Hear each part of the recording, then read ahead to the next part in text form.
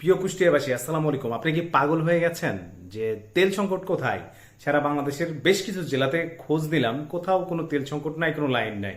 কিন্তু কুষ্টিয়ার সদরে, ভেড়ামারা, মিরপুরে বিভিন্ন তেল পাম্পে দেখা যাচ্ছে আবারও সেই আগের দিনের মতো, বিগত দিনের মতো হাজার হাজার মোটরসাইকেলের লাইন পড়ে গেছে। 8টার পর থেকে খোঁজ নিয়ে জানা গেছে, রাত 8টার পর থেকে এই লাইন শুরু হয়েছে। গুজব ছড়ানো হচ্ছে। আপনারা জানেন যে এই দাম বাড়ার আগে ব্যাপকভাবে তেল মজুত করে রাখা হয়েছিল। সেই মজুতদার ব্যবসায়িক, অসাধু ব্যবসায়ীদের তেল কিন্তু ছাড়তে হবে মার্কেটে, এবং ব্যাপক হারে বিক্রি করার জন্যই তারা কিন্তু এই ধরনের কাজ করতে পারে বলে অনেকে ধারণা করছেন। তবে বাংলাদেশের কোথাও এই ধরনের লাইন কিন্তু নেই।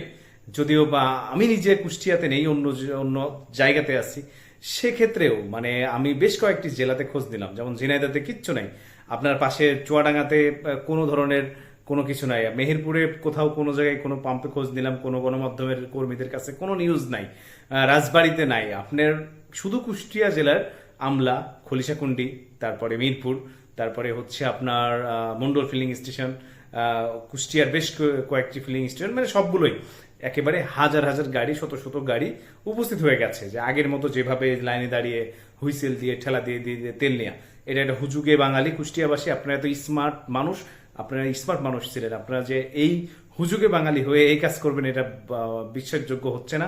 তাই আপনাদের অনুরোধ জানাবো, এমন কোনো ঘটনাই ঘটেনি যে আপনাদের তেল সংকট পড়বে, এমন কোনো ঘটনা ঘটেনি। তাই মানে কানটা যে চিলে নিয়ে গেছে, এর আগে এই যে কি বলে যে এই কান দুইটা আপনারা একটু হাত দিয়ে দেখেন যে কান আছে কিনা। তেলের কোনো সংকট আপাতত নেই ভাই, এরকম কোনো ঘটনাও ঘটেনি। তাই আপনারা আসলে হতাশ হবেন না, আর ওই লাইনে দাঁড়ানোর দরকার নেই। আপনি তেল পাবেন ভাই। ওই পাম্প মালিকও জানে না কি জন্য সবাই আসতেছে।